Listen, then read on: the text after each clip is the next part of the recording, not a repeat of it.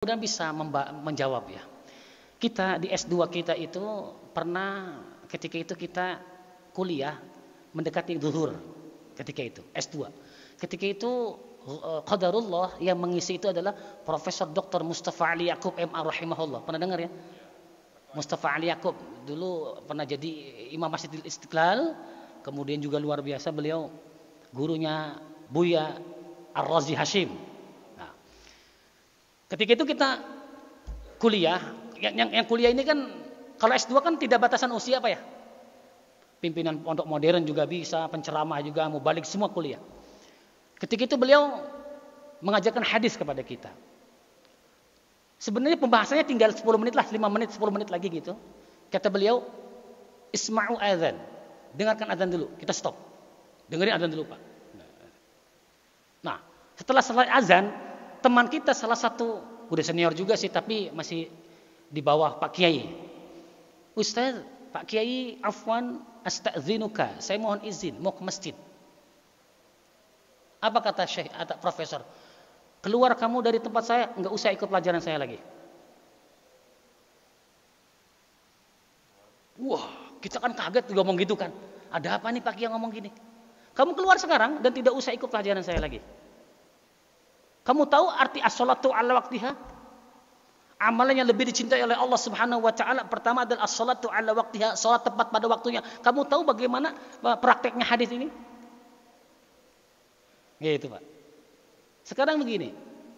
Dia bilang, 5 menit lagi selesai. Kan kalau pemahaman setengah-setengah kan bahaya, Pak. Diselesaikan dulu 5 menit baru kita salat berjamaah. Fahim tuh, Mak? Kan waktu istiqomah itu kan ada 10 menit gitu loh. Nah, beliau manfaatkan itu untuk menutup gitu. Tapi kok izin duluan gitu loh, Pak. Enggak sopan. Silakan keluar dan tidak usah ikut pelajaran saya. Afwan Kiai, enggak jadi. Duduk lagi kan. Maka kalian itu harus ketika mendengarkan hadis atau mempelajari hadis harus yang lengkap, jangan sedikit-sedikit pelajari asbabul wurudnya. Sebab turunnya hadis itu kenapa, bagaimana prakteknya, harus tahu. Apabila belajar juga thalabul ilmi fardhatun 'ala kulli muslimin wa muslimatin. Salat 5 waktu juga harus dilaksanakan. Kan 2 kewajiban di depan kita, Pak. Setuju enggak? Thalabul ilmi kan wajib, setuju enggak? Salat juga wajib. Bagaimana caranya agar supaya kita bisa melaksanakan kedua-duanya dan dengan tidak meninggalkan atau mengurangi, kan begitu. Terkecuali gini, Pak. Sudah azan dan penceramahnya pun harus tahu lihat waktu. Makanya penceramah lihat waktu itu bukan karena pengen cepat, Pak, pengen tahu waktunya berapa lagi zuhur. Jadi kira-kira azan 5 menit lagi stop dulu, break, isoma. Kan ada isoma, Pak. Apa tuh, Pak?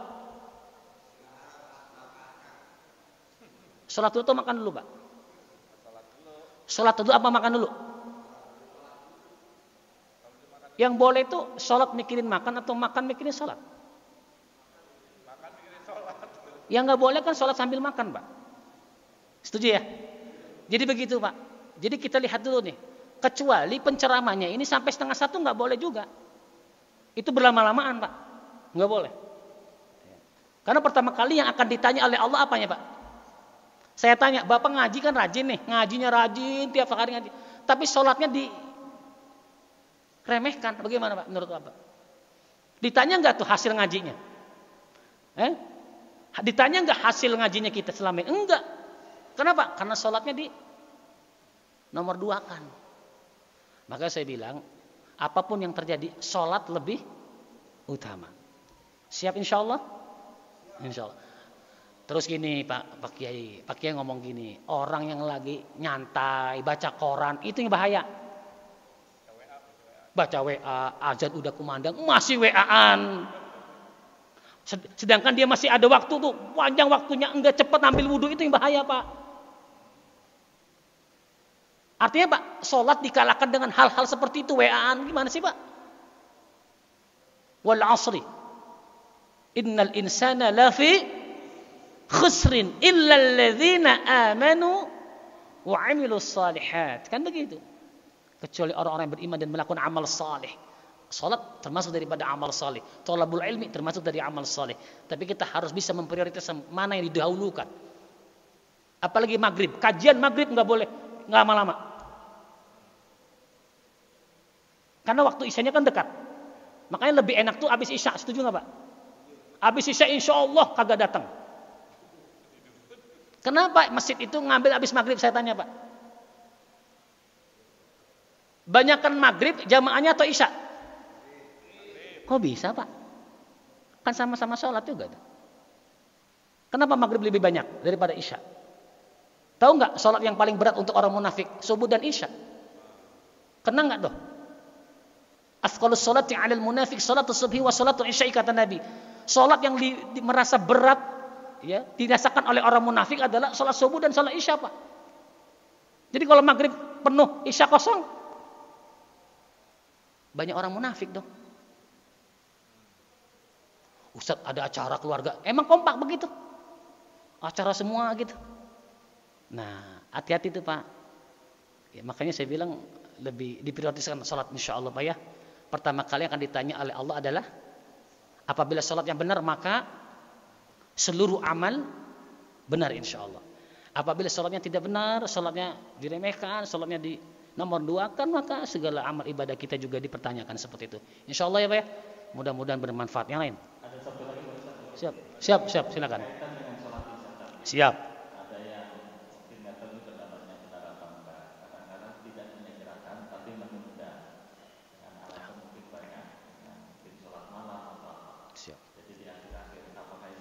Siap. Siap. Baik. Ya. Ibu, bapak-bapak pernah dengar qasidahan mak-mak nggak? Subuh.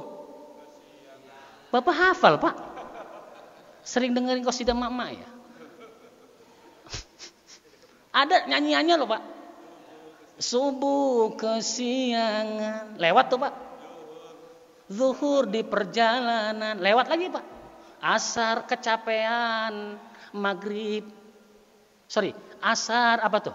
Kerepotan. Repot karena mau pulang-pulang gitu. Kerepotan. Maghrib kecapean. Isya. Bablas mulu Pak.